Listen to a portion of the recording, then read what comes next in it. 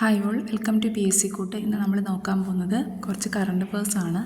First question, സംസ്ഥാന motor വാഹന വകുപ്പ് ദിനം ജൂൺ 1 മോട്ടോർ വാഹന വകുപ്പ് ദിനം.